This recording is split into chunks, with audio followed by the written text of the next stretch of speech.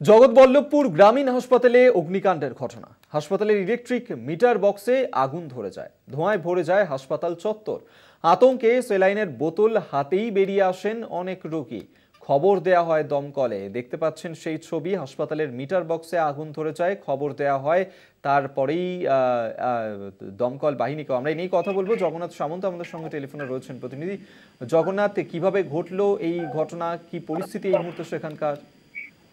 দেখো, আতঙ্কিত হয়ে রোগীরা একেবারে হাসপাতাল থেকে বেরিয়ে পড়ে। হাওড়া জগৎবল্লভপুর গ্রামীণ হাসপাতালের একবারে ঢোকার মুখে গেটের কাছে মিটার বক্স, সেই মিটার বক্সে শর্ট সার্কিট হয় এবং দিয়ে এতটাই ধোঁয়া ভরে যায় পুরো হাসপাতাল চত্বর।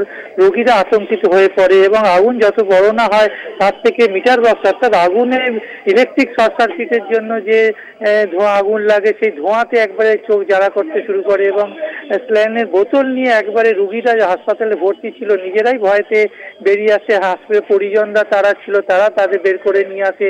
তবে যেটা দেখা গেল, এখন বাইরে বসে তারা অপেক্ষা এবং আগুন নেভানোর জন্য দমকলের ইঞ্জিন, পাশাপাশি নিজস্ব যে ফায়ার সিস্টেম আছে তাতে আগুন নেভানোর চেষ্টা করে। প্রশ্ন উঠছে যে হাসপাতালের একবারে এই রক্ষণাবেক্ষণ, অর্থাৎ মিটার বক্সগুলি এত পুরনো হয়ে গেছে যার ফলে এই শর্ট সার্কিট এবং আগুন ধরে গেল।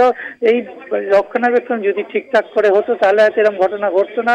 তা প্রায়শই দেখা যায় বহুতল বিল্ডিং এবং বিভিন্ন জায়গায় মিটার বক্সে আগুন, অর্থাৎ মিটার বক্সে আগুন লাগাটা একটা হাওড়া প্রায়শই ঘটে, কেননা এই রক্ষণাবেক্ষণ নেই এবং একবারে ঢোকার মুখে, অর্থাৎ গেটের সামনেই মিটার বক্সগুলো করা হয়, তাতেই বিপত্তি ঘটে। যাতে এই মিটার বক্সগুলো যদি বাইরে করা হতো, এই হাসপাতাল বলো অন্যান্য বিল্ডিংয়ে বলো, তাহলে মানুষজন সুরক্ষাভাবে বেরোতে পারবে। কিন্তু এক্ষেত্রে দেখা গেল একবারে আতঙ্কিত ভয়ে রোগীরা বাইরে বেরিয়ে বসে রইলেন।